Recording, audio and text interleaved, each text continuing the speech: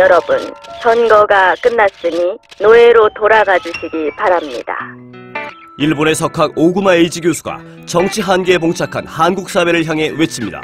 사회를 바꾸려면 사회를 바꾸고 싶은가요? 그렇다면 이 책을 추천합니다. 대의민주주의의 한계와 대안을 가장 쉽고 명쾌하게 설명합니다. 정치 사회의 진보적 교과서 사회를 바꾸려면 동아시아 출판사. 뱃살들이 출렁인다. 젖살들은 흘러내려. 남성 전용 보정 속옷 입어보자. 바디뷰 살아있네. 바디뷰 좋아. 바디뷰 좋아. 소개팅 땐 바디뷰. 바디뷰 좋아. 바디뷰 좋아. 면접 볼 땐 바디뷰.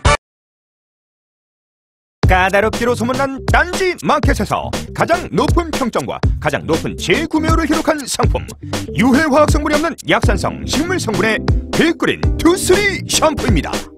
민감한 문제성 두피를 가지신 분이라면 딱 23일만 써보세요. 그 이유를 알 수 있습니다. 지금 딴지마켓에서 만나보세요.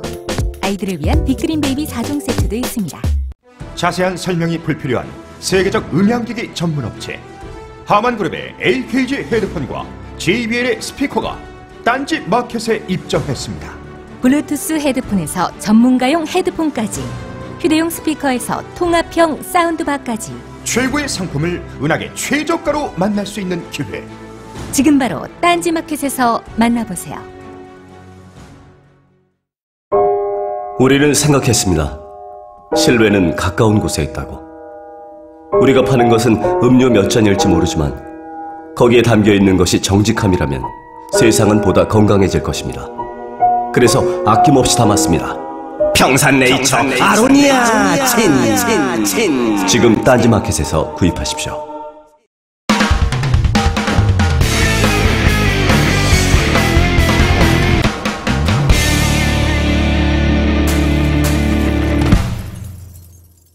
안녕하세요, 김호준입니다.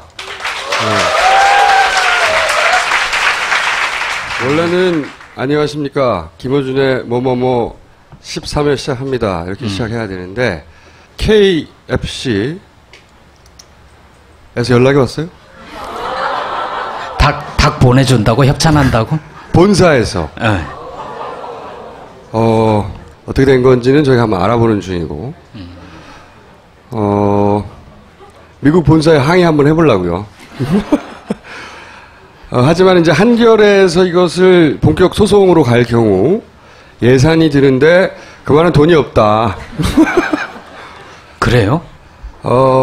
한 해에 예산이 따로 책정돼 있대요. 소송 비용이? 네, 한겨레가 한 해에 쓸 수 있는 소송 관련 예산이 책정돼 있는데 거의 다 썼다 이미.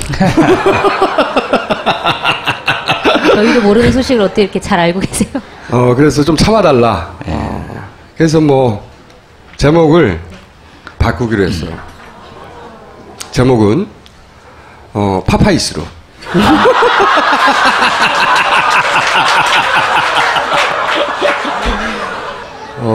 뜻은 말이죠. 파파이스 아빠는. 아빠는 그거 한 5분 전에 생각한 거죠. 파파이스, 이스라는 거죠.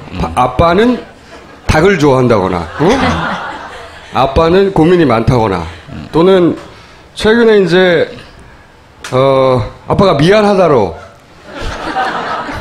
저는 이번에 보면서 그 충남 서천의 버버리 노래방 사장님의 심정이. 버버리에서 소송당했다고 하는? 예, 버버리 노래방이에요, 그냥. 거기에 버버리 코트를 입는 것도 아니에요. 그렇죠. 그게 입장 조건도 아닌데, 세계적인 업체, 버버리에서 소송을 걸어서, 어떻게 됐는지는 모르겠으나, 어쨌든, 그 사장님 심정입니다. 그, 후보 중에 김호준의 KBS도 있지 않았나요? KBS로 바꿀까도 생각했어요. KFC에서. KBS가 요새 없어졌잖아요. 그래서, KBS 다시 등장할 때까지 KBS를 바꿀까도 하다가 아무래도 이제 제목이라는 게 전통이 중요하니까 쭉 이어온 전통을 살리기 위해서 그래서 앞으로 파파이스, 김호준의 파파이스, 오늘은 제 13회 파파이스 12회까지는 없어요. 파파이스 제 13회 오늘 시작하는데 그 아빠 이야기 나온 김에 아빠 이야기잖아요 이게. 파파이스 아빠는 최근 이 가장 핫한 정치 현상 중에 고승덕 전 후보의 패러디가 있어요. 저는 이 현상을 굉장히 주목하고 있는데 그 노벨상을 받은 분들 있잖아요. 그분들의 공통점 중에 하나가 자신들의 논문이 다른 논문에 거론되는 횟수, 인용되는 네, 횟수. 피인용 횟수라고 하죠. 이게 1000회가 넘어요. 그러니까 다른 사람들은 그만큼 인정한다는 거지. 제가 보기에는 말이죠. 이 한국 정치사에서 이 고승덕 씨는 패러디 피인용으로 영원히 1위를 차지할 수 있는 기념비적인 장면을 남겼다고 생각하는데 제가 몇 가지 사례를 제가 보여드리겠습니다. 어차피 요즘 월드컵 시즌이기 때문에 오늘 좀 가볍게 가보려고 합니다. 예. 자, 이게 이제 역사에 남을 장면인데 짧게 영상도 보시면 만난 아버지를 둔 딸에게 정말 미안하다! 처음에는 이런 게 등장하기 시작했어요. 제 만화.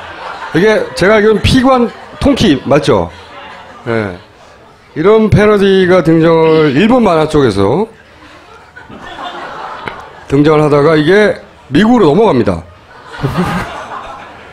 그래서 미국으로 넘어가서 이런 패러디가 이어지다가 영역이 확대되기 시작해요. 음악 장르까지 에비 메탈이라고 하는 만난 아버지를 둔 딸에게 정말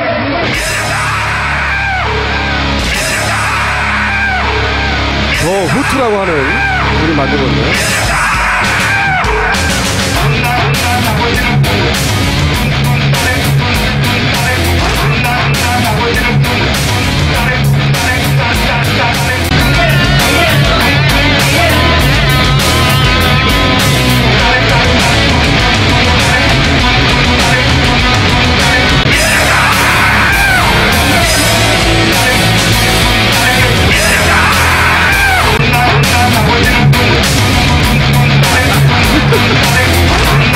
고양이 잔조 출연하고요.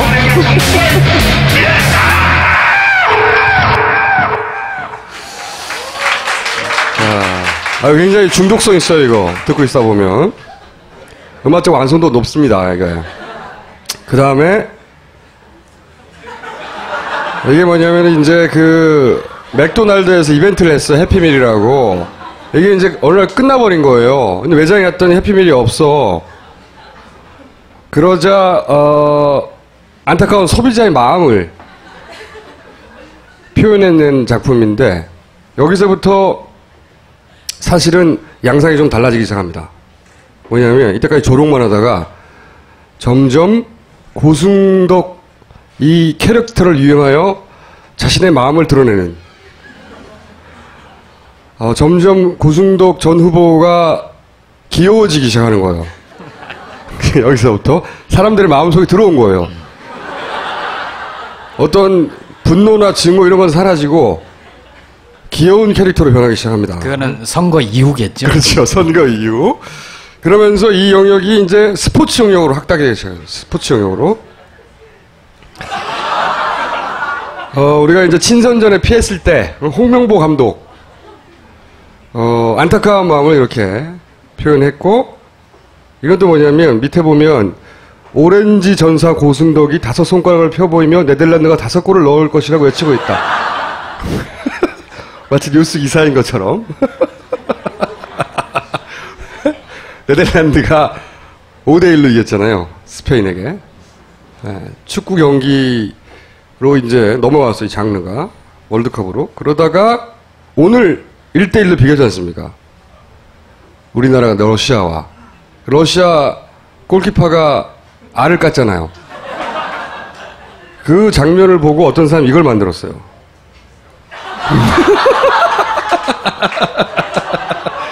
고승덕 덕이었다 이거죠 이게. 이제 미움은 사라졌어. 이 기운이 결국 자살코를 이렇게 만들었다고 하는 이제는 고승덕 전 후보는 말이죠. 대중의 정서를 대리 표현하는 어떤 시적인 존재. 그런 존재에 도달했다. 문화적 아이콘이 되었다. 한동안 가겠네요. 전 이것을 능가하는 아이콘이 다시 나올 수 있을까 싶었으나, 최근에, 문 후보가 등장을 했어요. 굉장히 강력한, 얼마나 강력한지 이제 송채경화 기자가 설명해 줄 텐데, 잠시 또 사악한 저희 벙커팀에서 만든 영상을 한번. 우리 민족한테 고난을 주시는 것도 그건 하나님의 뜻입니다. 우리 민족을 단련시키기 위해서 고난을 주신 겁니다. 조선민족의 상징은 아까 말씀드렸지만 게으른 거야. 근데 그런 게으른 거를 우리 기독교 정신이 들어와서 그걸 깨자고 한 것이 우리 기독교입니다. 너희들은 2조 500년 허송세월을 보낸 민족이다. 일하러 가세 일하러 가 삼천리 강산 위에 하나님 명령 받았으니 한도강산에 일하러 가세. 또 하나님은 시련을 주신 거야. 분단이야, 분단. 지금 와서 보면 저는 하나님의 뜻이라고 봐요. 하나님은 왜 이 나라를 일본한테 이렇게 당하게 식민지로 만들었습니까? 라고 우리가 항의할 수 있겠지, 속으로. 그 당시에 우리 체질로 봤을 때 한국한테 온전한 독립을 주셨으면 우리는 공산화 될 수밖에 없었어.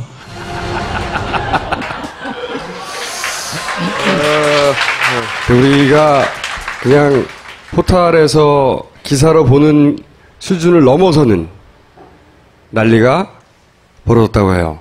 네, 그 문창극 후보자 관련해가지고 SNS 상의 문창극 후보자 관련된 글들이 굉장히 많이 올라오고 있는데, 이게 예전에 뭐 윤창중 사태라든지 아니면은 그 전 안대희 후보자 사태라든지 그것과는 비교가 안 될 정도로 얘기가 많이 되고 있다고 하는데, 그 디지털 커뮤니케이션 회사인 스토리닷 분석에 따르면 이제 문창극 총리 후보자 관련 SNS 언급량이 한 일주일 정도 됐잖아요. 일주일 만에 56만 건 가량 정도 되는데, 이게 이번 정권 들어서 어떤 인사 관련해서도 이런 정도의 언급량이 없었다고 얘기를 하는데, 월드컵보다 많이 된다고. 네, 월드컵보다도 많은 양이고. 이거는 세계적인 겁니다.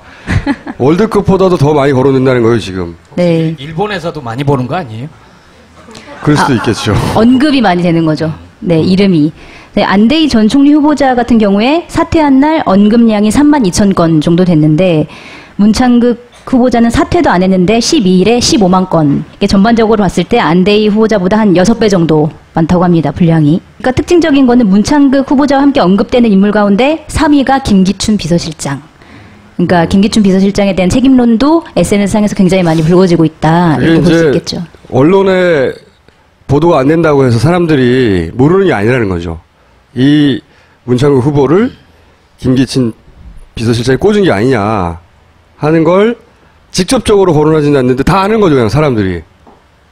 아니, 보도가 많이 됐잖아요. 아니, 그렇다고 직접적으로 그 사람이 꽂았다라고 표현하지 않잖아요. 그렇지는 않았죠. 네. 둘이 같은 조직에 있었던 적도 네. 있죠. 이사장일 때 이사였다, 뭐 네. 이런. 박정희 기념사업회인가요? 네. 그리고 뭐 청와대 인사추천위원회 위원장이 김기춘 비서실장이니까요. 그러니까 책임 뭐 김기춘 비서실장이 그 사람을 데려왔다, 이런 것도 언급이 됐겠지만, 아마 이게 만약에 그 문창극 후보자가 사퇴를 하게 될 경우에는 김기춘 비서실장이 같이 뭐 동반 사퇴를 해야 된다거나 이런 의견들이 굉장히 많이 올라왔던 것 같아요. 저는 이 문창극 후보가 한 이야기 중에 여러 가지가 있지만, 개인적으로 가장 골 때리는 거는, 미국을 잡기 위해서 6.25를 우리 민족에게 줬다. 저는 이게 제일 골 때려요. 이게, 뭐, 나머지를 기독교적 세계관을 해석한다고 하는데, 그렇게 양해해달라고 하는데, 이게 이제 기독교적 세계관을 본다 하더라도, 그러면은, 그 문창극 후보의 하나님은 미군의 주둔을 위해서 한국 사람 수십만 명을 죽이고, 수백만 명 집을 잃게 만들었다는 거잖아요. 이 사고방식이 어떻게 기독교적인 사고방식이죠, 이게? 그 다음에 뭐 남북 대화 아무 소용없다, 뭐하러 남북 대화하냐, 10년 안에 하느님의 터치가 있을 것이다 라고 표현했는데, 그러니까 하나님이 알아서 너무 야한데? 알아서 해줄 것이다, 남북 대화 협상 노력 할 필요 없다, 약간 이런 취지로 얘기를 했습니다. 문창극 후보에게 정확하게 어떤 부위를 처치할 건지 물어봐 주세요. 예?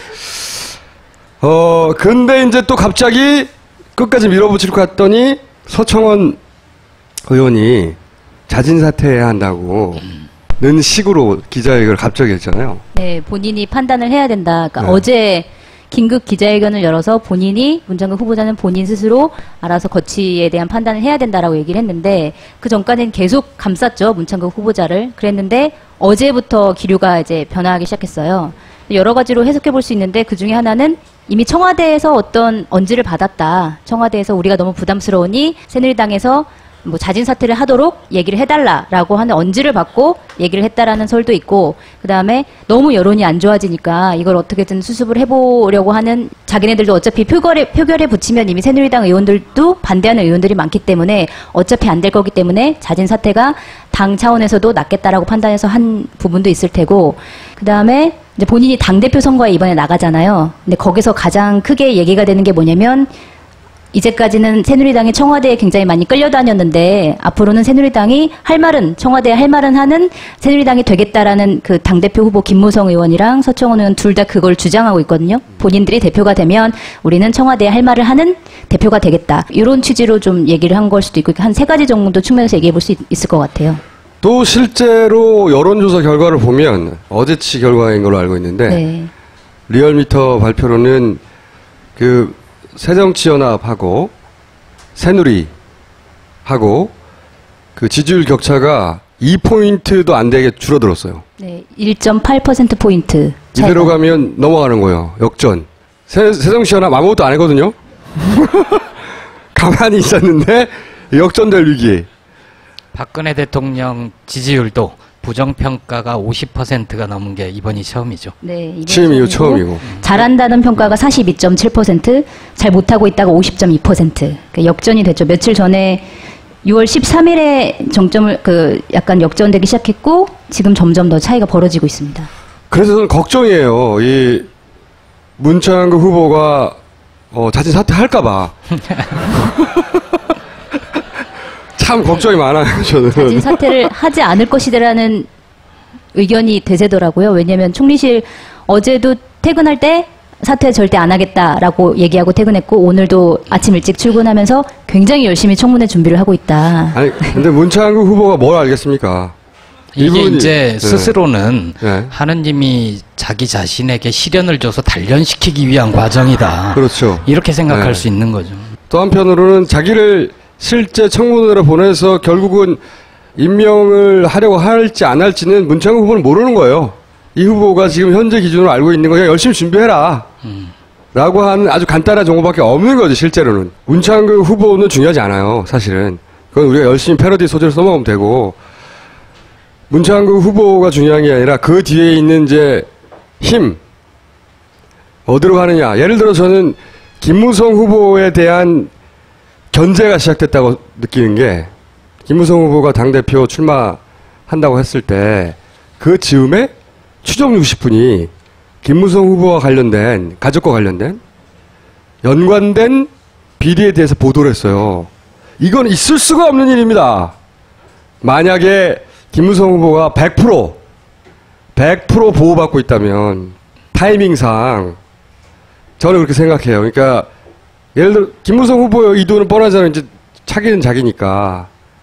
예전에 박근혜 당대표 시절 혹은 뭐 의원 시절에 여당 속의 야당 포지션을 가져갔잖아요. 이명박, 각하에 대해서 적정히 거리를 두면서 그것처럼 그런 모델을 김무성 만약에 의원이 당대표가 되면 벤치마크를 할 거잖아요. 청와대 잘못했다고도 했다가 협조도 했다가 주도권을 자기가 가져오려고 그런 데 대한 견제 심리 혹은 뭐 서청원 의원이라고 해서 내 새끼는 아니잖아요. 그 사람도 자기 계산에 있는 거지. 뭐 이런 알력들 이게 저는 재밌어요. 그런 게 있다 지금.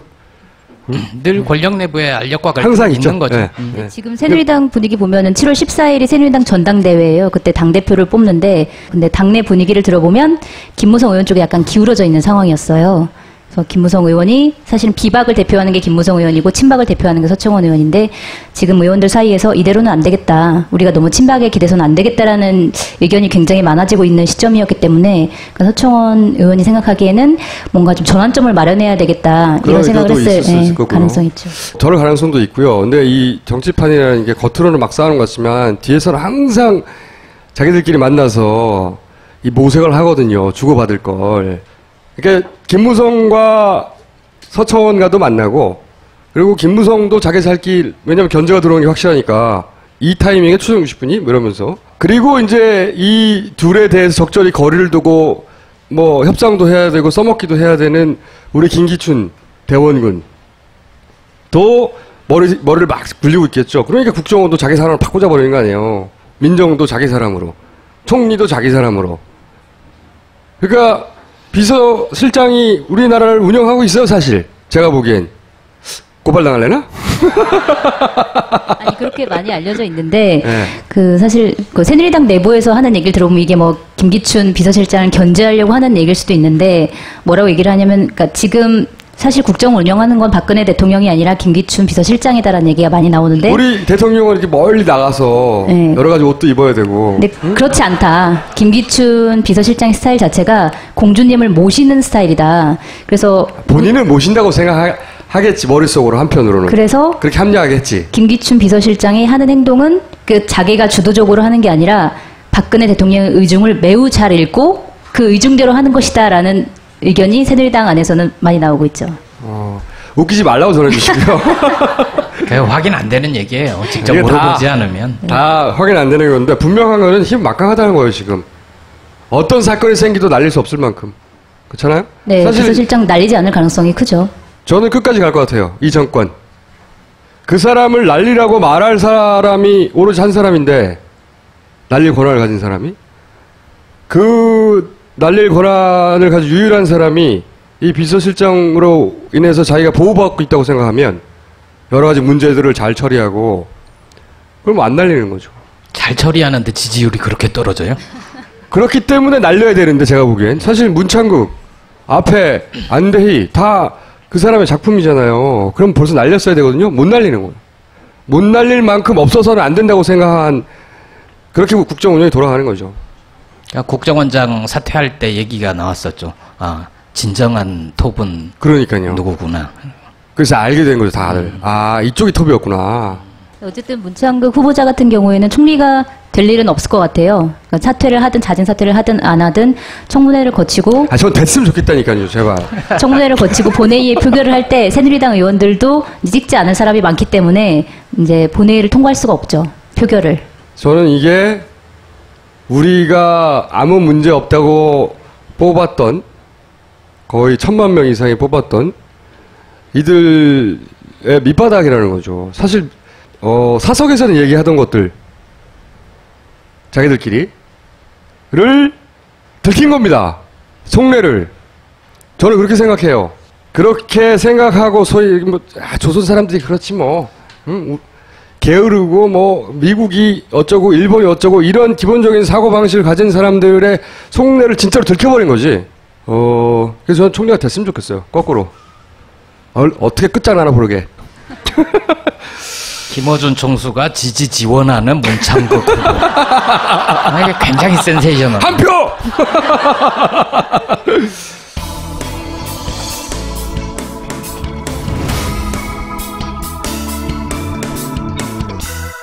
지난주에 선거 관련 이야기, 그중에서 투표 분류지 얘기를 잠깐 했어요. 지난 시간을 못 보신 분을 위해서 잠깐 요약하면 선거 관련 이야기는 새로 투표 용지를 분류하는 투표지 분류기라는 기계를 만들었어요. 선관위에서 2014년형으로. 그런데 여기서 이 제어 장치라고 부르고 있는 노트북에서 네트워크 기능을 제거하라고 RFP 요청서를 선관위에서 만들었어요. 그랬는데 실제로 납품받은 거는 네트워크 기능이 제거되지 않았다. 실제 납품받은 제품은 이 통신 기능이 제거되지 않은 채 납품받았고, 그리고 실제 그대로 이번 선거에 사용되었다는 것도 확인했어요. 선관위를 통해서. 그리고 만약 그랬다 하더라도 나중에 제거하면 되는데 랜카드를 왜 제거 안 했느냐 그러면서 어떤 민원을 제기한 분이 왜 제거했느냐고 물어보는 요런 게 달려있었단 말이에요. 랜카드가. 요거 간단하게 제거하면 되는데 민원을 제기했어요. 칩셋을 그러니까 무선랜과 완전히 분리되려면 무선랜 관련 칩셋이 제거되어야 하는데 제거했냐 물어봤더니 이게 통합되어서 제거하는 경우에 작동이 문제가 된다 이렇게 답변을 했단 말이죠. 근데 실제 이 카드는 간단하게 도라이바로 나사 2개 풀어 제거하면 되는데 왜 안 했느냐 이런 문제 제기를 지난 시간에 했습니다. 해서 이제 저희가 선관위를 만났어. 이제 직접 선관위에서 성의를 가지고. 선관위가 찾아온 건가요? 선관위에 연락을 해서 만난 건가요? 선관위에서 찾아왔어요. 네. 최소한 해경보다는 나은 조직이에요. 그렇죠. 그리고 이 선관위하고는 제가 악연이 많습니다. 그래서 세 분이나 와서 이제 왜 그랬어야만 하는지를 쭉 설명해 주셨고, 그것이 선관위 내부의 실무적 차원에서는 이럴 수밖에 없었다는 해명을 쭉 하셨어요. 그래서 제가 설명을 듣고 나서 그럼에도 불구하고 물론 화기애애했습니다. 막 싸우지 않아요. 2시간 동안. 화기애애했는데 그럼에도 불구하고 나는 계속 문제 제기를 할 거다. 왜냐하면 어떤 작은 의혹이 있어도 억울해하지 않고 답해주는 게 선관위의 의무고, 내가 할 몫은 조그마한 의혹이 있으면 근거가 있을 경우에 문제 제기를 해야 하는 거다. 우리가 서로 화목하게 친해져서 다 이해해주고 넘어가면 안 된다. 이렇게 하고 이제 헤어졌어요, 서로. 그러면 이 질문, 레노버의 랜카드를 제거하고 납품을 하라고 요구를 했는가? 처음에. 왜냐면 RFP는 그렇게 돼 있으니까. 그랬더니 선관위 얘기는 안 했답니다. 레노버에. 요구서에는 그 써있다. 요구서에는 써있어요. 문서로는. 근데 실제 입찰에 참여한 레노버에는 어쨌든 선관위는 제거하라고 하지 않았다. 라고 얘기했어요.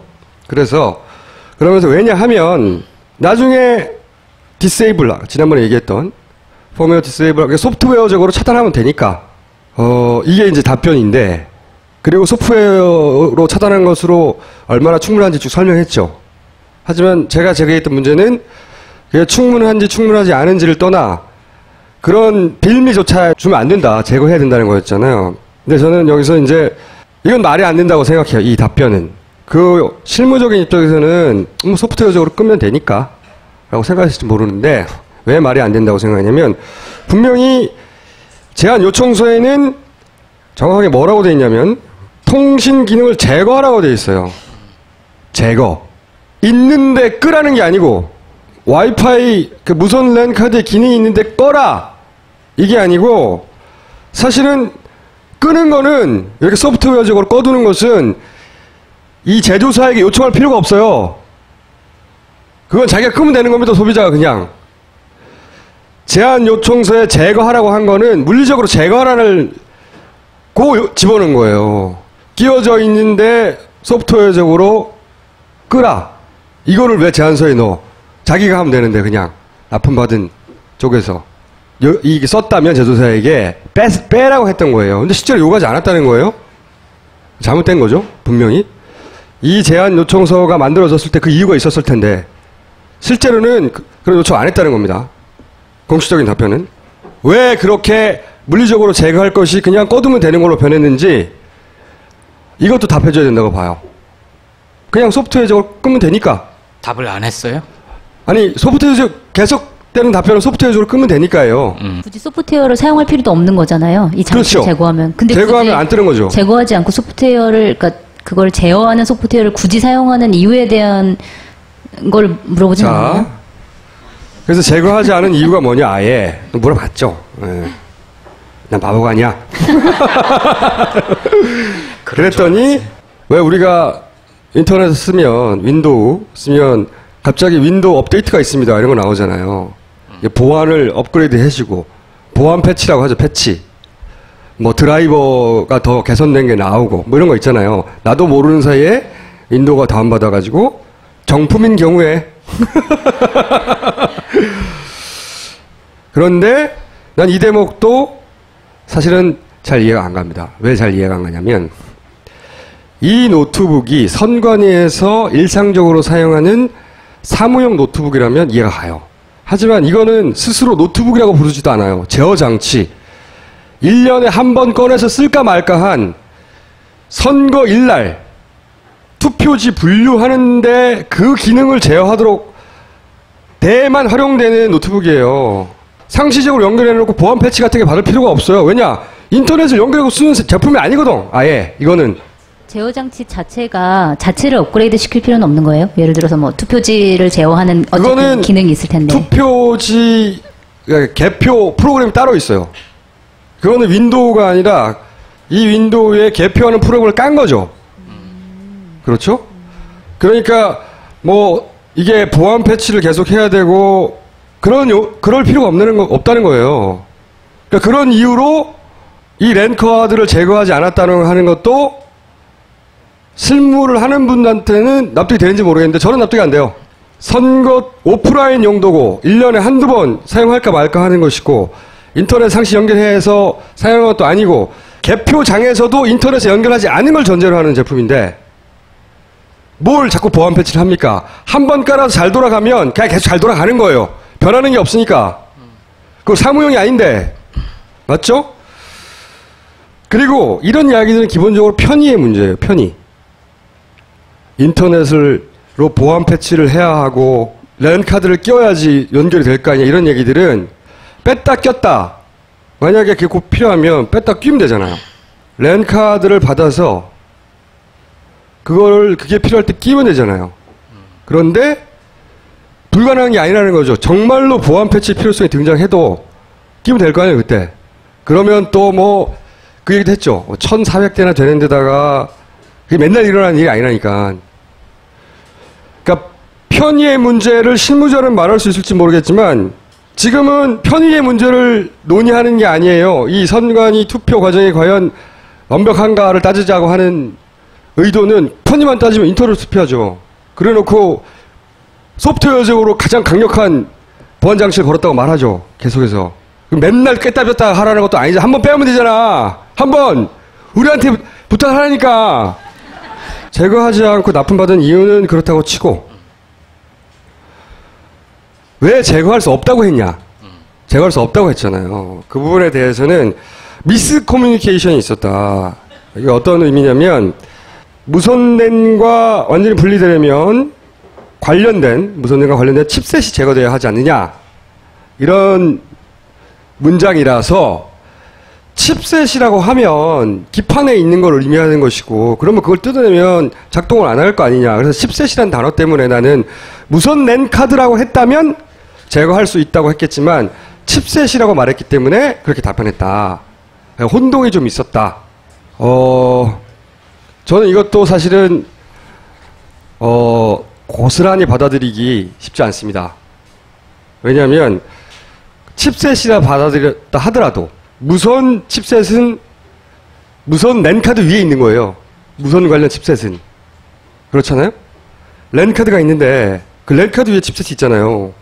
뭐 안다고 생각하고 물어보지 말고 그냥 얘기를 하세요. 제 말이 이해가죠? 그러니까 그 칩셋이 아무데나 있는 게 아니라 어차피 무선 랜카드가 있다는 걸 알았으니까 칩셋을 제거하라는 것도 막 보드 아무데나 박혀 있는 게 아니라 무선 랜카드 위에 있을 거 아니에요. 그래서 저는 이게 납득이 안 갔어요. 이 해명도 잘 납득이 안 갔는데 그러면서 또 한 가지 하는 얘기는 그렇게 우리가 납품을 받은 후에 임의로 노트북에서 무선 랜카드를 제거할 경우에 AS가 안 된다. 그래서 그날 와서 그렇게 해명을 했다는 거죠? 선관위 쪽에서. 제 얘기가 아닙니다. AS의 문제도 있다고. 네. 그래서 이제 레노버 AS에 전화를 해봤죠, 저희가.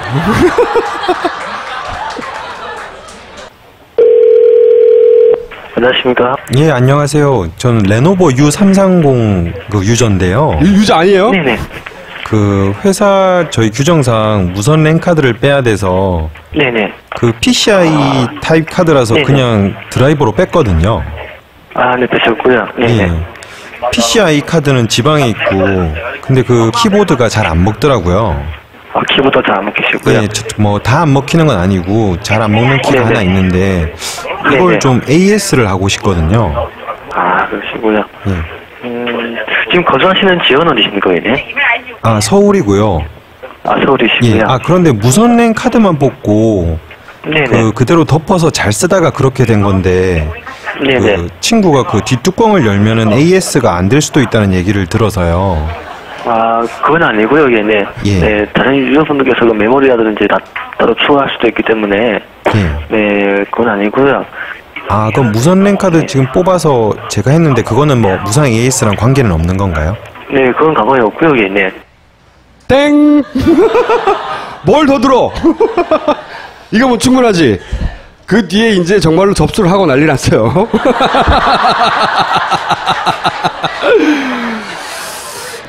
이게 지난 시간에도 얘기했지만 FRU라고 전문 용어 나면 어려운 거 같지 아무것도 아니에요. 그냥 현장에서 쉽게 교체할 수 있는 거. 램이 모자란다, 메모리가. 램 꽂고. 그런 거예요. 개인도 되는데 선관위가 100억이 넘게 이걸 사면서 뚜껑 열어서 그거 뺐다고 해서 AS를 안 해주는 게 말이 되나요? 나는 이해가 안 갑니다, 이게. 선관위한테만 안 해주는 거예요? 그 생각을 못했네요. 그 가능성이 하나 남았네. 응? 1000대가 넘어서 안 해줄래나? 응? 여하간 서로 만약에 뚜껑을 열어서 AS를 안 해주는 문제 때문에 제거를 안 했다고 칩시다. 그게 기껏 노트북 회사가 안 된다고 그래서 헌법기관인 선관위가 뚜껑 못 열어야 되겠어요? 난 이것도 말이 안 된다고 생각해요. 안 그래요? 아, 그거 뺐어야 하는데 노트북 회사가 안 된다네, AS가. 이거는 그냥 동네 아줌마가 하는 얘기예요. 아줌마 무시하는 발언하고 그러세요. 동네 아저씨가 하는 얘기예요. 그래서 저는 그 선관위 오신 분들 세 분은 성심성의껏 자기 권한 내에서 답변했어요. 그리고 그게 아마 실무적 한계일 수도 있어요. 그런데 저는 그 답변이 충분하지 않다고 생각합니다. 지금이라도 제거해야 된다고 봐요. 이 카드는 이렇게 생겼어요. 이 기판이 있으면 나사 있죠? 십자 하나는 뺀 거예요. 요거 빼면 되는 거예요, 그냥. 그리고 말이죠. 제가 이런 방송을 하고 났더니 굉장히 많은 메일이 왔어요. 상당히 많은 메일이. 첫 번째는 걱정. 이거 소송당하는 거 아니냐? 그렇죠. 이거 뭔가 잘 모르고 한 거거나 그런 거 아니냐. 걱정해주는. 두 번째로는 욕. 이 음모론자 새끼 죽어라 죽어라. 또 지랄이냐 뭐 이런 또 거. 지랄이냐. 세 번째 유형은 자신들이 전문가라며 반론을 제기하는 분들. 세 가지 유형이 있었어요. 그 중에서 이제 이미 보안자문위원회라는 걸 했다. 이런 문제가 제기될 수 있기 때문에 그래서 각 정당으로부터 전문위원을 추천받고 정부 민간 사이드에서 전문가들이 참여해서 지난 3월 27일에 실제 보안전문회의가 있었어요. 새누리, 새정치연합, 정의당에서 각 한 명씩 전문위원을 추천해서 3명. 그리고 정부 민간연을 섞어서 5명. 총 8명이 회의를 했습니다. 실제. 이렇게 저는 보안회의 장면이 굉장히 볼 때마다 웃긴데 이렇게 엄격하고 그리고 엄숙한 분위기 내에서 보안회의를 하고 실제 작동하는 것을 보안요원들이 참석했고 이것은 보도자료로도 뿌려졌어요. 보안회의를 했는데 뭘 했을까? 그러면 가장 먼저 여기에 들어가는 개표 분류를 담당할 소프트웨어가 있었을 거 아니에요. 그러면 그 소프트웨어가 이미 검증되어서 무결성 검사라는 걸 작동할 때마다 카드를 넣어서 하기 때문에 아무 문제가 없다. 이렇게 주장하는 분들도 있어요. 그러면 그 전에 그 소프트웨어가 제대로 짜졌는지도 봐야 될 거 아니에요. 근데 그걸 여기서 검토했다는 거거든요. 그래서 물어봤죠. 새누리 쪽 위원 말고, 정부 쪽 위원 말고, 민간과 야당이 추천한 위원들에게 물어봤어요. 잘했습니까? 이렇게 물어봐야 잘했습니다 답하지. 그게 아니라 그때 이 프로그램을 어떤 언어로 사용해서 프로그램했죠? 나머지는 아무도 답을 안 하고 그 중에 한 분이 답을 했는데 C 혹은 C++.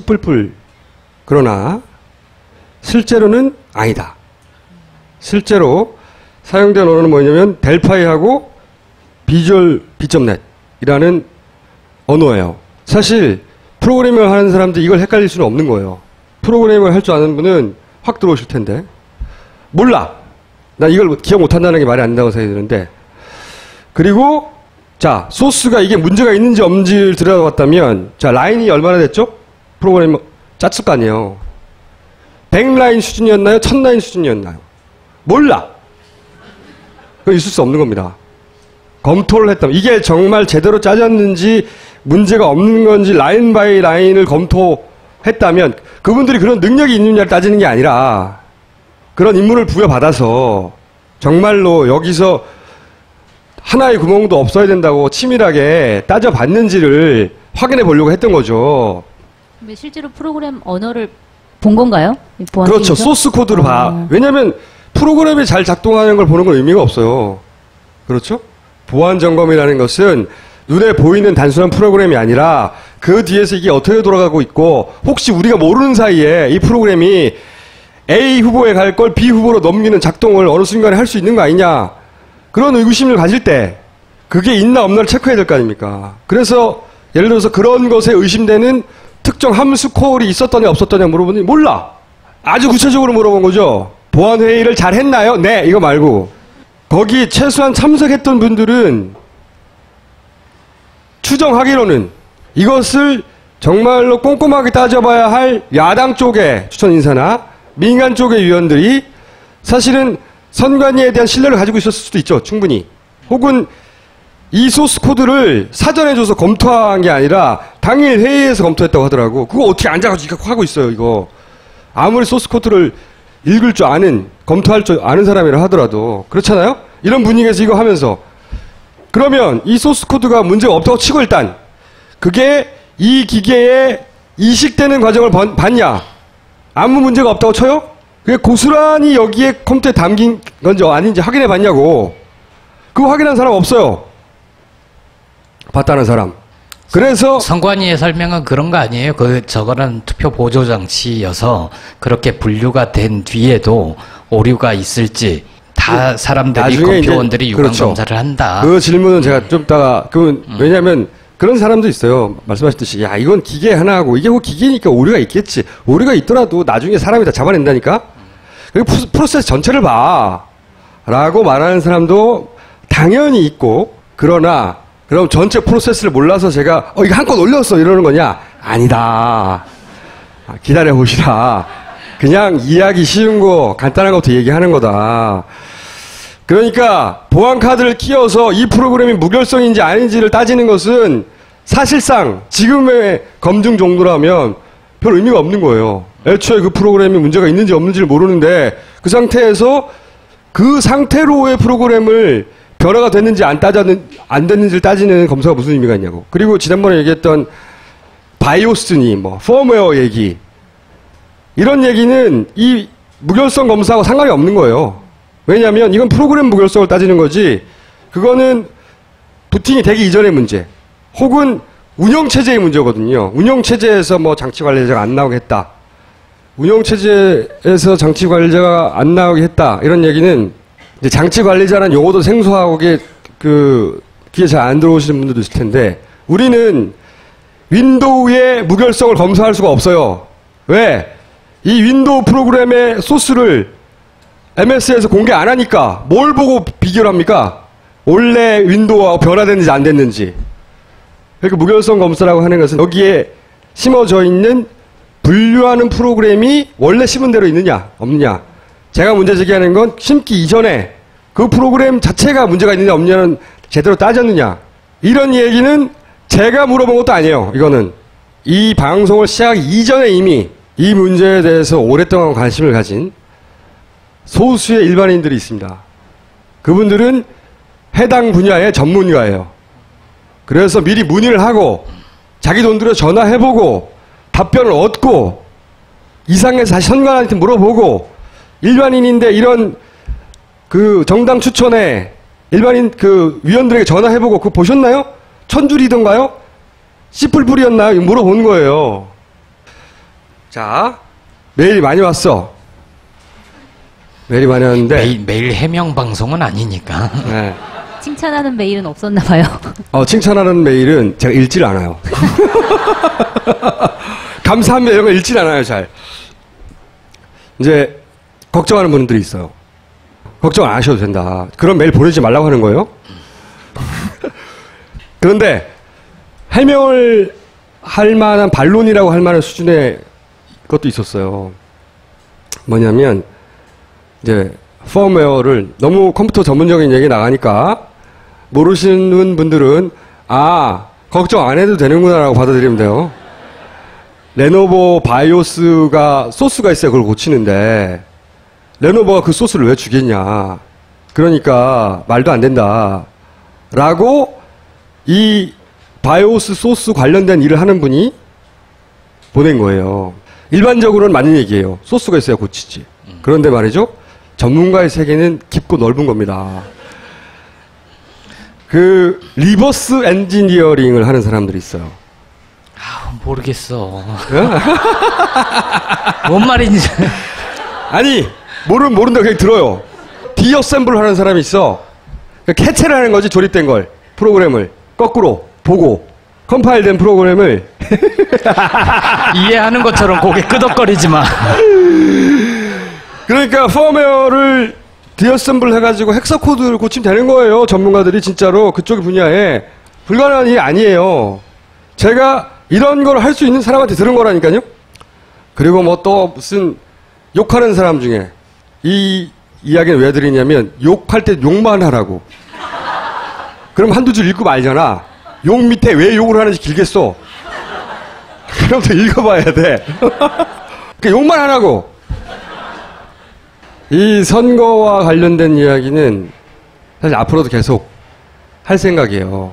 왜냐하면 선거와 관련돼서 누가 당선되느냐는 선거 직전까지 굉장히 관심 많고 선거 결과가 발표되면 그 다음에 그거 가지고 얘기하다가 끝나는데 근데 이 선거 결과가 주는 영향은 다음 선거까지 계속 이어지거든요. 그렇죠.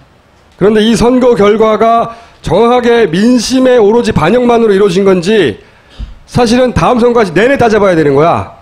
그런 다음에 다음 선거에는 개선할 점이 있으면 개선해서 치러야 되는 겁니다. 그러니까 이거는 선거가 끝난 다음부터 진짜로 본격적으로 해야 될 일이라고 저는 생각해요.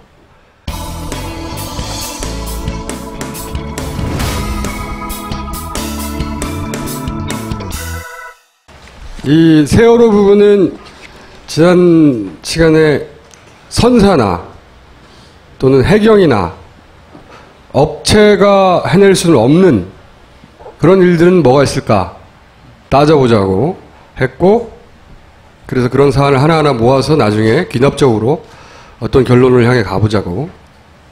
그런 사안 중에 첫 번째로 학부모 그리고 생존한 아이들 혹은 시신으로 돌아온 그 아이들의 휴대폰의 통화 기록이 삭제됐다고 하는 주장이 생존자 학부모 대표에 의해서 있었어요, 지난주에. 근데 이제 이것은 학부모 당사자의 얘기잖아요.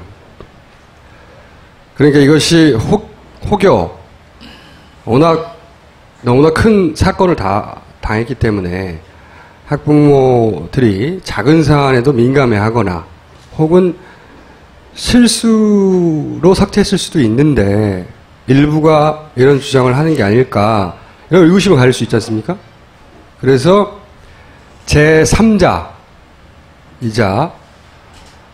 법률 전문가 중에서 진상조사를 위해서 지금 이 생존자 혹은 유가족 학부모들과 계속 접촉하며 조사를 진행하는 민변 소속의 한 변호사, 박주민 변호사와 전화 통화를 해봤어요. 그분은 제3자로 이런 학부모님들을 계속 만나고 있으니까. 일단 그 전화 통화 내용을 한번 들어보세요. 통화 기록이 사라졌다고 하는 주장에 대해서. 안녕하세요. 예, 안녕하십니까. 네, 저희가 지난주에 생존 학생 학부모 대표님하고 전화 통화를 하던 와중에 16일 사고 당일날 통화를 분명히 했는데 그런데 나중에 보니까 그 전과 후의 통화 목록은 있지만 그 자녀와 통화했던 기록은 사라졌다. 그리고 그것이 본인뿐만이 아니다. 그래서 이제 그 박 변호사님이 혹시 직접 그런 사례를 듣거나 혹은 그 핸드폰을 보거나 하신 것들이 있는지 그래서 그걸 한번 여쭤보려고요. 일단은 제가 그 안산 쪽으로 가서 이제 부모님들, 가족분들 만난 이후로 저희한테 그런 이야기를 하시는 분이 상당히 많았다라는 말씀을 먼저 드릴 수 있을 것 같습니다. 아, 굉장히 많았어요? 상당히 많고, 특히 이제 뭐 부모님들이 뭐 특정 반에 뭐 몰려 계시거나 그런 것이 아니라 골고루 좀 계셨고, 또 희생자 가족분들, 생존자 가족, 골고루 그런 현상들은 나타나고 있는 것 같습니다. 그리고 듣기로는 통화에 성공하지는 못했지만 1시간 이상 통화 시도를 계속 했는데 분명히 그런데 나중에 보니까 그 1시간 이상 자신이 통화 시도한 기록 자체가 없더라. 그리고 이상해서 이통사에 가서 확인해 봤더니 역시 없더라. 이런 분도 있더라고요. 저희가 이제 사실은 그 들은 사례들 또 간혹은 이제 핸드폰을 직접 보여주신 분도 계셨어요. 그러니까 예를 들어서 4월 초에 통화한 내역들은 있는데 4월 15일과 16일 날 통화 내역은 없는 그런 화면을 제가 직접 보기도 했었습니다. 근데 이제 저희들로서는 그것이 진짜 사실인지 확인해 보기 위해서 가족분들에게 이제 통화 내역을 직접 통신사에게 좀 요청을 해서 받아오시라 이런 요청들을 해서 추후에 이제 계속해서 그런 것을 서로 맞춰보는 작업들을 지금 하려고 하고 있죠. 지금 확인 과정 중이군요, 그러니까. 맞습니다. 그리고 또 어떤 유가족 분의 케이스는, 시신이 발견돼서, 시신을 인도받고 나서 나중에 핸드폰을 받았는데, 그 핸드폰을 받더니, 당일날, 아이가 16일날 부모에게든 누구에게든 통화를 시도한 기록이 없더라. 배가 사고가 나고 누군가한테 전화를 하려고 노력을 분명히 했을 텐데 그 16일 당일날 통화 기록이 하나도 없다는 게 너무 이상하지 않느냐. 이런 분도 계시던데. 그러니까요. 뭐 그런 얘기도 저는 들었습니다. 상식적으로 좀 맞지는 않죠. 그죠? 제가 들었던 수많은 케이스들이 그럴 경우 이제 부모님 아니면 뭐 하다못해 부모님한테 연락을 해줄 수 있는 자신의 친구나 이런 사람들한테 통화를 수하려고 했었던 케이스들이거든요. 그런 케이스들에 비춰보면은 좀 이해가 안 되는 건 사실입니다. 그렇죠. 통화가 성공을 못했다 하더라도 최소한 휴대폰에 통화를 하려고 했던 기록 자체는 있어야 하는데 그 기록조차 없어서 그 사고 당일날 아무에게도 전화하지 않은 채 그 급박한 상황에서도 상식적으로 이해가 안 가는 상황이긴 하죠. 분명히. 그렇죠. 실제로 해경이 이제 유심칩을 뭐 뽑았다 다시 꼽은 뭐 그런 케이스라든지 뭐 이런 얘기들이 자꾸 이제 나오다 보니까 부모님이 전반적으로 이제 휴대폰과 거기 저장되어 있는 정보에 대해서 많은 어떤 의혹들을 제기하고 있는 상황이 있습니다. 그 휴대폰을 따로 모아서 혹시 이것이 삭제되었는지 알아보기 위해서 보건을 전문가에게 맡긴 걸로 알고 있는데 혹시 그 결과가 지금까지 66대 정도의 핸드폰을 저희들이 판매받아서 보건 및 포렌식 작업을 하고 있고요. 그래서 이번 주부터는 1차적으로 수거된 그 66대에서 나온 데이터들을 가지고 유의미한 내용이 있는 것인지 분석하고 있습니다. 아직 결론이 나오진 않았고. 예. 그렇군요. 알겠습니다. 그럼 그 결론이 나오면 다시 한번 연결하고, 그러니까 오늘 제가 확인하고 싶었던 것은 이것은 부모님들이 격앙되어서 혹은 지나치게 감정적이어서 일부가 혹은 또 실수로 이게 아니라 사실은 상당히 많은 숫자의 부모님들이 그런 주장을 하고 계시다는 거죠. 예, 많은 분들이 그런 얘기를 하고 계신 건 사실입니다. 예. 네. 알겠습니다. 오늘 말씀 감사합니다. 예, 감사합니다. 제가 확인하고 싶었던 것은 이게 소수의 주장이거나 그게 아니라는 거죠. 혹은 뭐 어떤 반에 있는 일반 부모들이 그런 얘기를 하는 게 아니고 혹은 생존자 학부모만 얘기하는 것도 아니고 생존자든 희생자든 그리고 또 부모님 사이드의 폰에서만 이런 일이 일어난 게 아니라 그 희생된 아이들에서 나중에 찾게 된 폰에 봤더니 그날 사고 당일날 아무한테도 통화한 기록이 없다는 거예요. 통화가 성공한 기록이 없는 게 아니라 전화를 건 기록이 없다는 거죠. 이건 이상한 거죠. 만약에 정말로 그렇다면 사실 이게 입증된 게 아니에요. 정말로 그렇다면 사실은 폰을 어떻게 했다 원격으로 이걸 떠나서 이통사의 기록도 없다고 하면 그죠? 이거는 첫 번째 이통사가 협조를 했거나 두 번째 이통사를 해킹을 했거나 그런 일이 정말 있었다면 이런 상상을 하게 되는 거죠. 이게 가능한가? 아직 답을 주는 사람을 못 찾았어요. 사실은. 계속 찾고 있고 적어도 이게 단순히 일부의 감정적인 주장이거나 소수의 주장이거나 한 건 아니라는 거죠. 그럼 따져봐야 되는 것이고 이것은 선사, 해경, 뭐 군안 업체가 할 수 있는 일이 아니라는 거죠. 그런 일이 정말 있었다면 그래서 지금 찾고 있는 것은 이렇게 학부모와 학생들의 케이스가 아닌 것. 그날 혹시 광범위하게 이 통화 목록에 사라지는 현상이 벌어진 건 아닐까 해서 다른 케이스들을 찾고 있어요. 근데 이게 아주 어려운 것이 그런 사람을 찾기도 어렵지만 그런 사람의 주장을 입증하기도 어려워요. 그렇죠. 예를 들어서 어떤 사람이 나는 어디에 신고했는데 뭐 예를 들어보자고요. 나는 해경에 몇 시에 신고했는데 지금은 해경에 신고한 최초의 사람이 학생이고 뭐 이런 쭉 나오잖아요. 시간도 나오고. 그러다 먼저 누군가 신고했는데 그게 없다.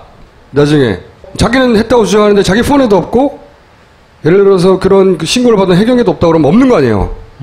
이 사람은 환장하는 거지. 난 했는데.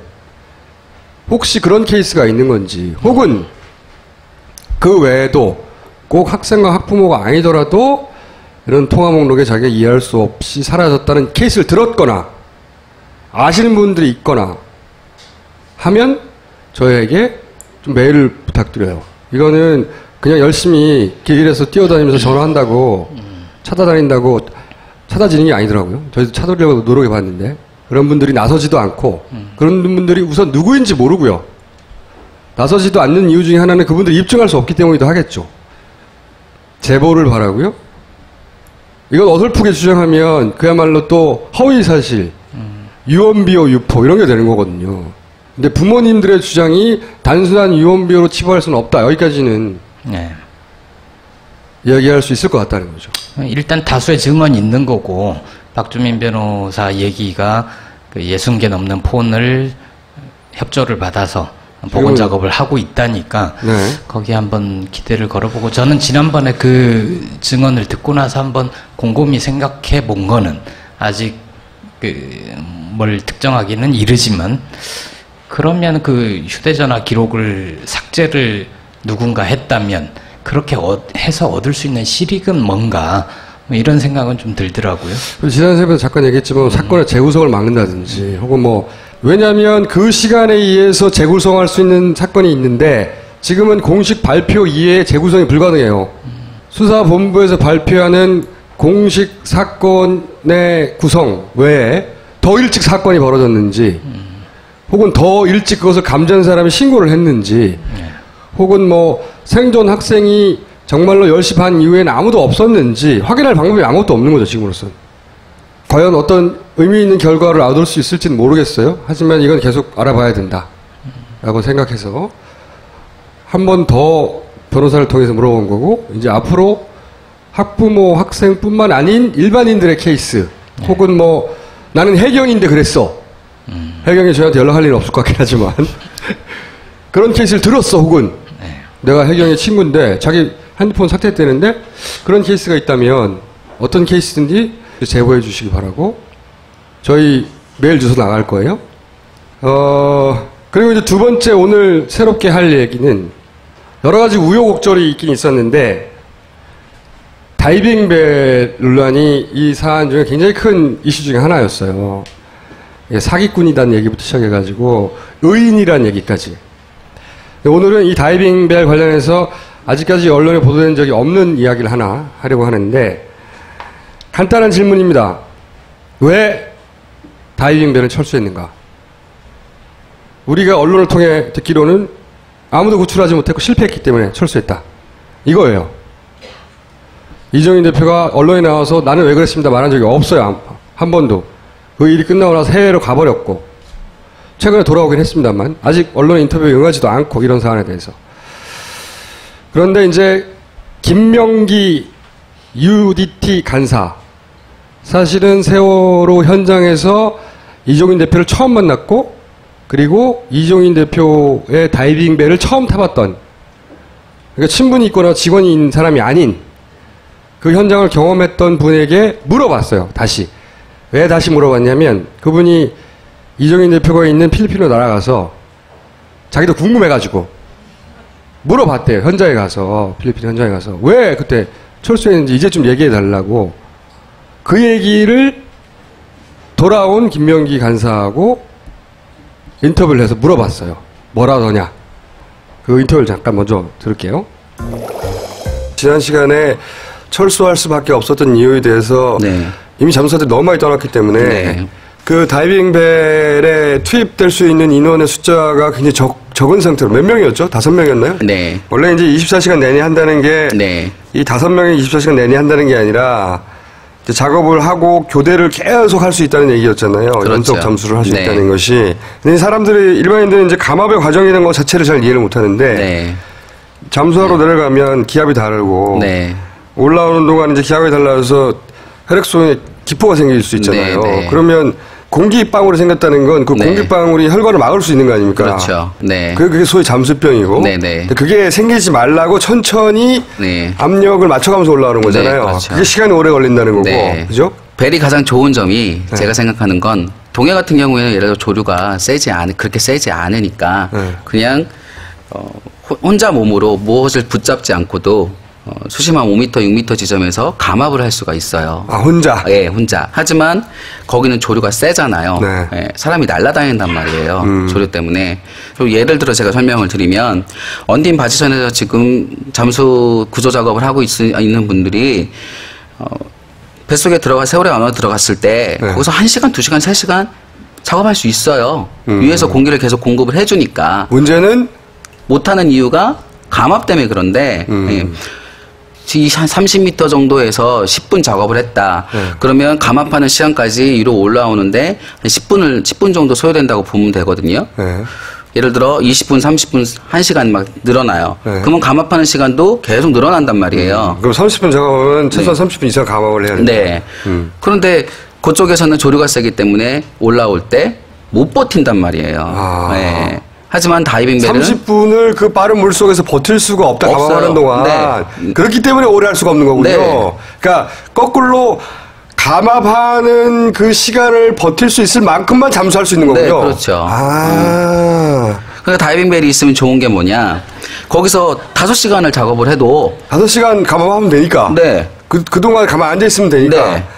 그래서 다이빙벨이 유리하다는 거군요. 그래서 이제 30분 잠수하고 올라오는 30분 동안 감안하고 다음 팀 들어가고. 그래서 연속 작업이 계속 가능하다. 20시간 그래서 가능하다라고 말씀하신 거예요. 이제 이해했습니다. 그리고 처음 타보셨다고 했잖아요. 그래서 상당히 좋았다. 되게 조금 기분이 이런 표현이 맞는지 모르겠지만 좀 황홀했어요. 잠수하는 사람 입장으로서는. 정말 이건 이렇게 표현이 맞는지 모르겠지만 제 인생에 있어서는 이거는 행운이죠. 그 안에서. 그렇게 느끼셨어요? 실제로? 네, 실제로. 오버 아니고? 오버 아니고. 심지어 벨 안에서 마지막에 제 새벽에 들어갔을 때 서로 대화를 이렇게 했단 말이에요. 벨 안에서 네, 작전 회의를 했단 말이에요. 네. 근데 저희가 언제 이거 물고 들어가서 물속에서 대화를 해봤겠습니까? 안 해봤잖아요. 그렇죠. 네. 그렇겠죠. 여러모로 이것저것 좀 신기한 경험들 참 좋았죠. 그 안에서 희망이 있었고. 아, 이렇게 하면 잠수 오래 할 수 있고 분명히 되겠구나. 네, 확신이 있었죠. 그런데 이제 철수를 할 수밖에 없었던 이유로 물론 여러 가지 어려운 말씀하셨는데 지난 시간에 뭐 위치를 잘못 알려줘서 시간 낭비했다. 분명히 이 배의 위치가 여기라고 그랬는데 들어가 봤더니 아니어서 하루 종일 낭비하고 나서 해경이 아니라 해군에게 물어봤더니 거기는 거기가 아니라고 했다.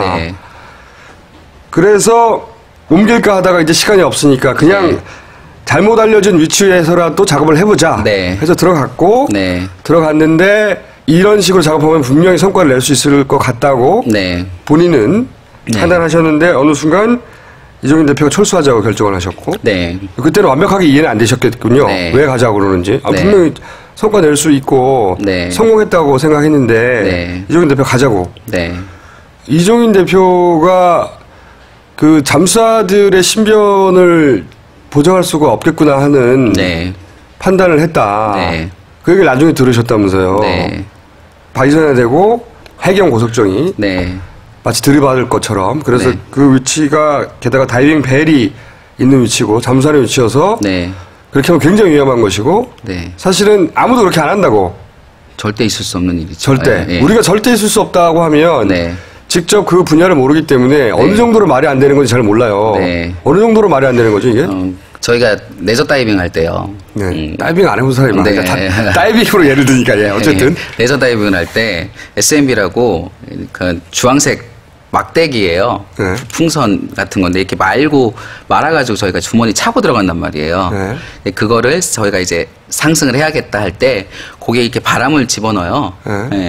그러면 이게 위로 쭉 뜨죠. 국제적인 표식이에요. 협약된 표식이에요. 요 밑에 다이버가 있으니까 지나가는 선박들은 조심해달라. 일로 오지 말아라. 그 잠수하던 다이버가 올라갈 때 갑자기 고속정이 지나간다든가 그러면 안 되니 자기가 풍선을 물로 띄우는군요.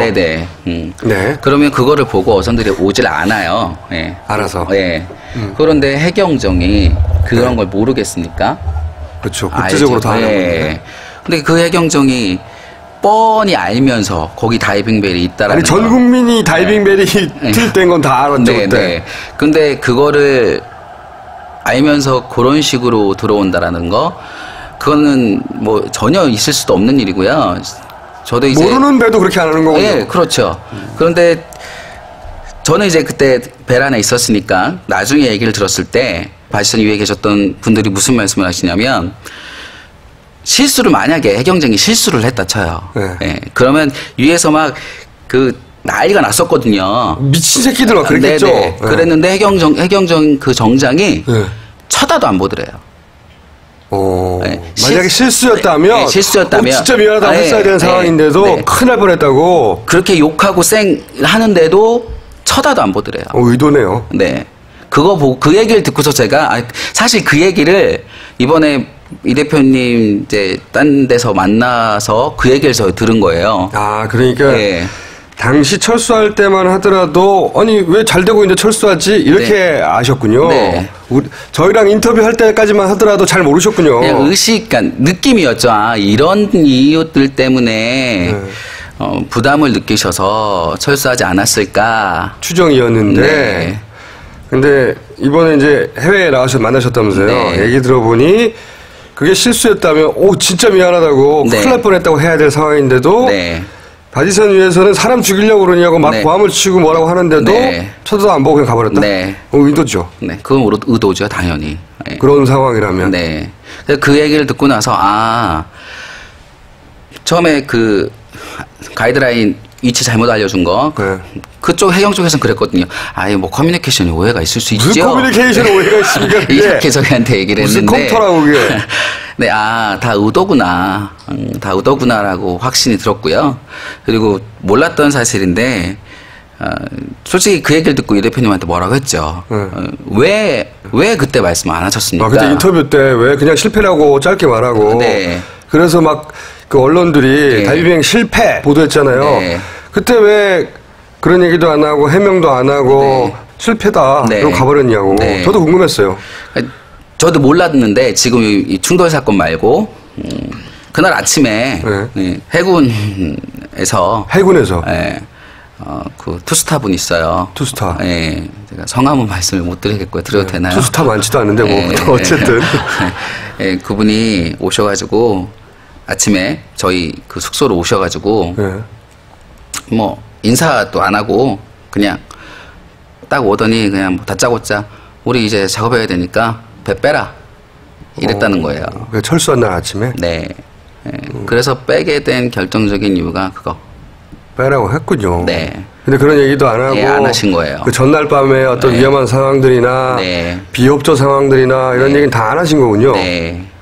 저는 이제 그거에 대해서 구구절절을 싫어하시는 분이구나. 네, 대표님 그 얘기는 하셨어야죠. 그 얘기를 안 하시면 이게 뭐 이렇게 된 거 아닙니까? 그 얘기 무조건 하셨어야죠.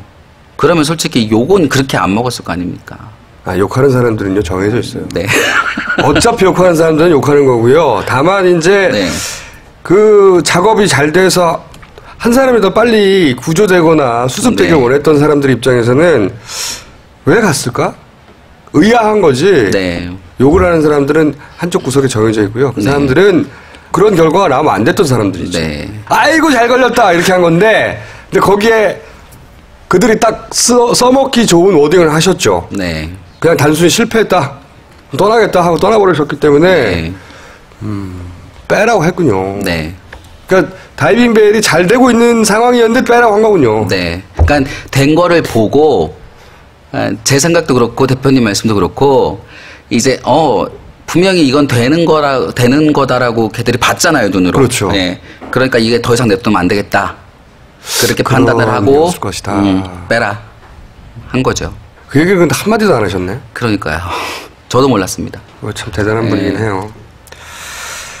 군에서 나선 적은 없었거든요. 지금까지 군에서 나선 적은 없었어요. 근데 군에서까지 나서서 빼라 하니까 처음으로 밝혀지는 내용이네요. 네. 자, 알겠어요. 이제 대충 이해갑니다.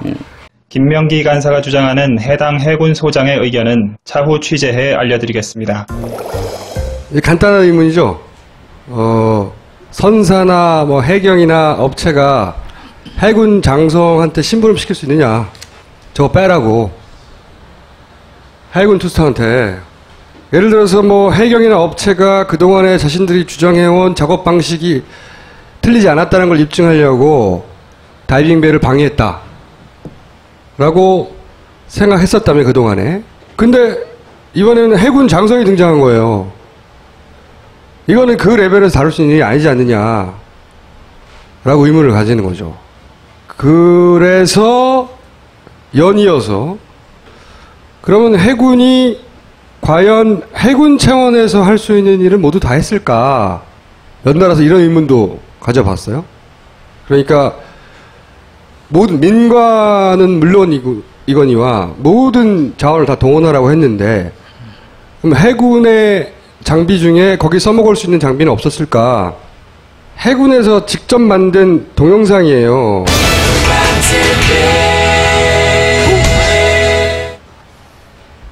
해군의 SSU 계속 나오는 거기서 통영함이라고 하는 이 구조 전문 함정이 자신의 장비를 자랑하는 동영상입니다. 챔버 안에서는 음식을 조리할 수가 없기 때문에 외부에서 식사를 넣어준다.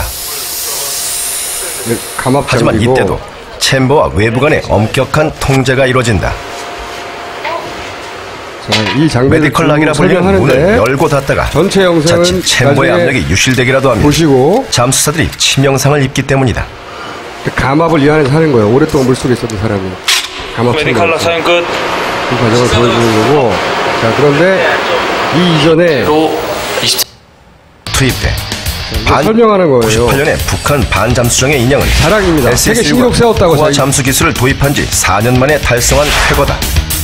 PCT라고 하는 장비를 타고 PTC라고 하는 장비를 잠수정이 타고 가라앉은 곳의 수심은 150m. 150m까지 내려가가지고 음파 탐지기인 소나를 이용해 반잠수정의 위치를 알아냈다. 북한의 반잠수정을 그리고 치매 잠수사가 투입돼 반잠수정을 와이어로 묶어 연결한 후 바다 위로 인양할 수 있었다. 이렇게 기본적으로 다이빙벨이에요. 이게 밑에 뚜껑이 밑에가 열렸냐 닫혔냐에 따라서 여러 가지 유형의 다이빙벨이 있는데 자랑하는 겁니다. 자기들의 장비를, 성과를. 그리고 이게 최초의 도전으로 기록된 150m에서의 선체 인양. 하지만 잠수사들은 평소에도 PTC를 타고 깊은 수심으로 내려가 훈련을 반복해왔다.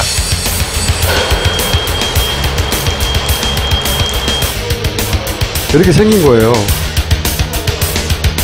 다이빙 배리라고 하는 장비보다 훨씬 진화된 장비죠. 챔버에 부착해 더 깊이 들어가고 같은 압력을 유지한다. 그리고 가압시킨 잠수사가 이곳으로 이런 거 쭉 이렇게 자랑합니다. 제가 이건 이제 안 썼어요. 해군에서 조류가 세서 못 썼다라고 하는데, 흔히 말하는 정조 때 조류가 그렇게 잦아들 때 이 장비를 시도조차 안 한 것이 저는 이해가 잘 안 갑니다. 잘 안 가는데 이건 너무 전문 영역이라서 그렇다고 쳐요. 흔히 말하는 다이빙 벨보다 훨씬 진화된 형태의 장비고 용도가 좀 다르긴 하나 기본적으로 같은 심해 잠수사를 내려보내는 거죠. 그리고 이거는 실제 내려가서 며칠씩 작업할 수도 있대요.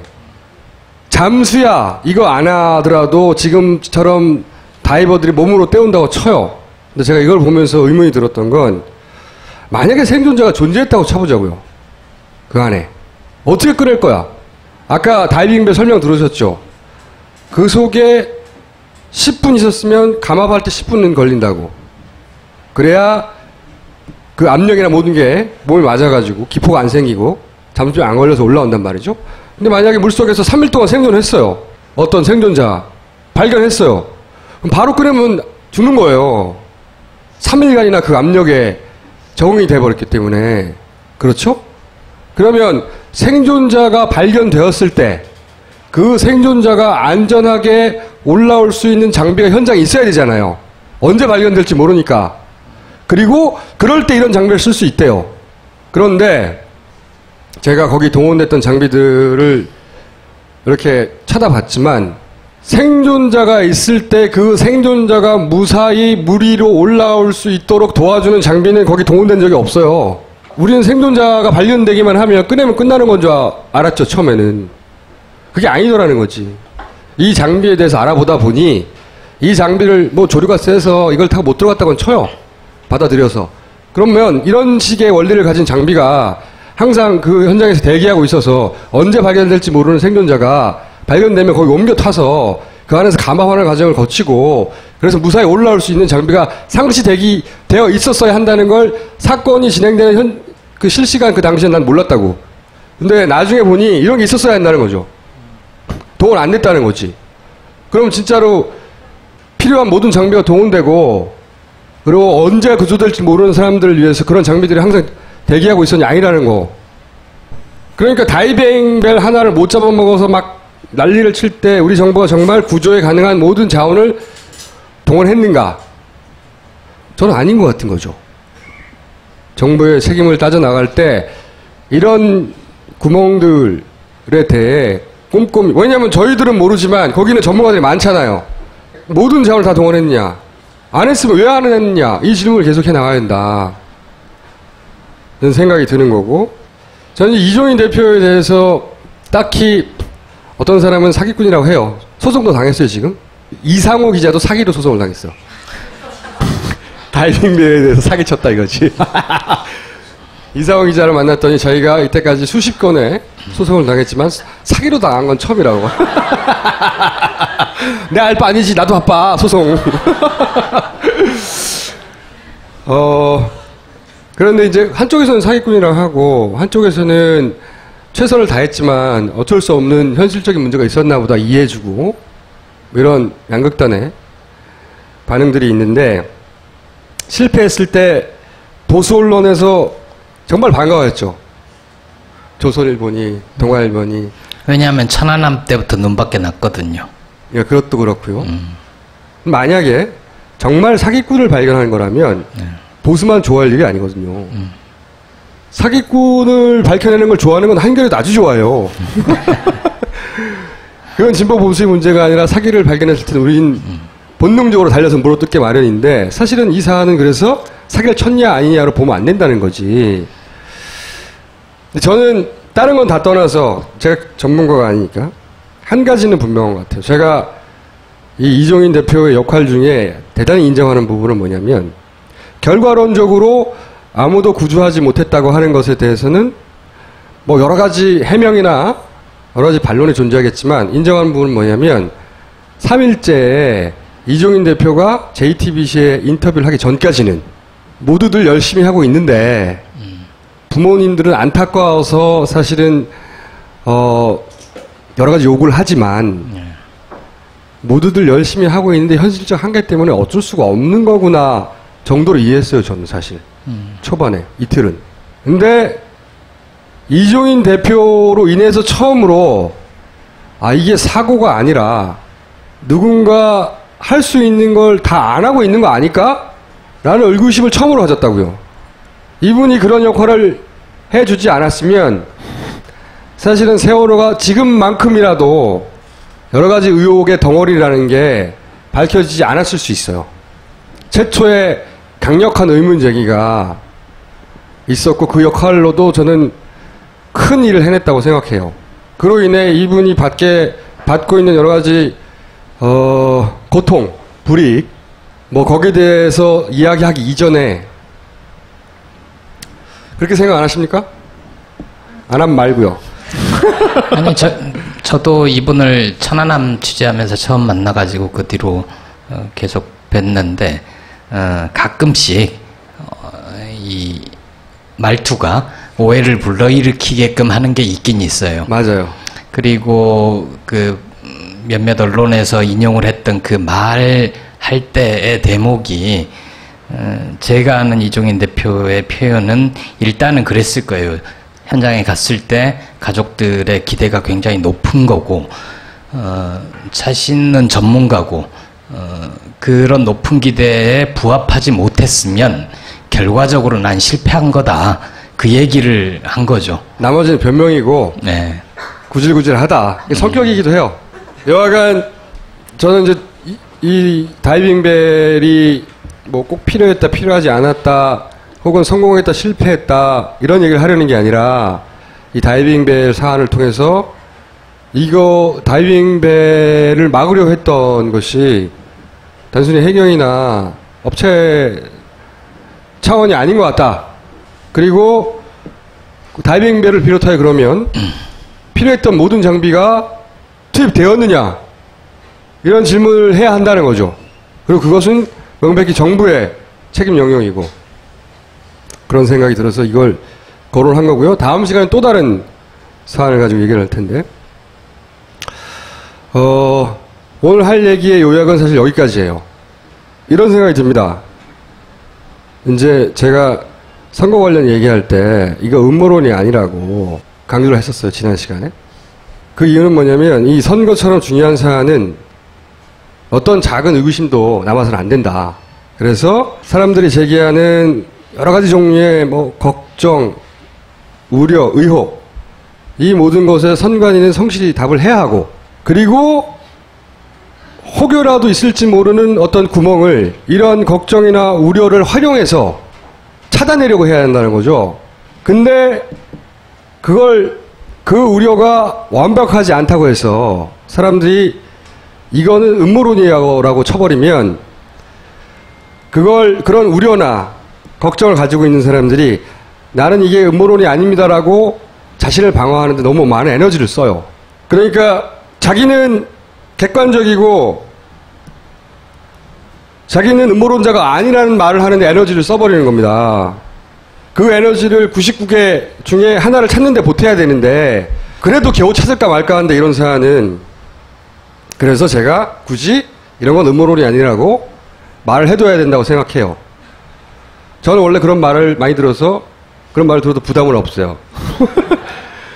근데 그런 부담을 느끼는 사람들이 많다고. 저한테 하는 얘기예요? 예를 들면 김보요. 사실은 세월호도 저는 마찬가지라고 생각해요. 세월호 초반에 음모론 그 외에 유언비어 뭐 많은 이야기들이 있었죠. 이런 거에 대해서. 하지만 모든 가능성을 다 따져봐야 된다고 생각해요. 세월호도. 왜냐하면 정말 무슨 일인지 모르니까 우리가 아이들한테 너희는 사실은 왜 죽었어야 하는지 정확히 알려주지도 못하면서 그냥 눈물을 흘리면 그게 추모가 되는 건가요? 니네들은 이렇게 이 이유 때문에 이렇게 헛되이 죽을 수밖에 없었어.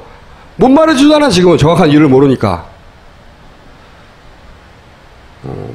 그래서 저는 그런 힘든 과정이나 혹은 가끔은 잘못된 추론을 하면서까지라도 계속해서 진짜 진실은 뭐지?